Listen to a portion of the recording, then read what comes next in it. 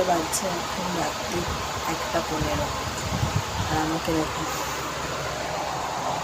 এই যে তোমাদেরকে বলেছিলাম না সকালবেলা আজকে মেহেন্দি করবো, তো এই যে লেফট হ্যান্ডে হয়ে গেছে কমপ্লিট, আপারে আর লোয়ারে, বাট রাইট হ্যান্ড এখন ইনকমপ্লিট, এখন নিজে নিজেই করতে হবে। দেখা যাক, এটা যথেষ্ট ড্রাই হয়ে গেছে, সেই জন্য এবার রাইট হ্যান্ডটা করতে পারবো। ঘরে সবাই ঘুমিয়ে পড়েছে, মিস্টার হালদারও জানে না যে আমি আজকে মেহেন্দি করবো। সকালে উঠে যদি শোনে এত রাত্রি অব্দি জেগে আমি এইসব করেছি, আমাকে একদম পিটটি লাগাবে। তো চলো চুপচাপ এখন কথা না বলে তাড়াতাড়ি করে মেহেন্দিটা করে নিই।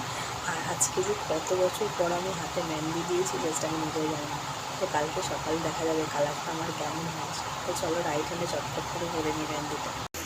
Good morning everyone. তো এখন ঘড়িতে বাজছে হচ্ছে সকাল 8টা। আজকে যেহেতু শনিবার পুজো দিয়ে যাবো তার জন্য রেডি হয়ে নিচ্ছি। তো কালকে তোমাদেরকে দেখিয়েছিলাম আমি মেহেন্দি পড়ছিলাম, তো মেহেন্দির রঙটা কেমন হলো চলো আজকে দেখাই।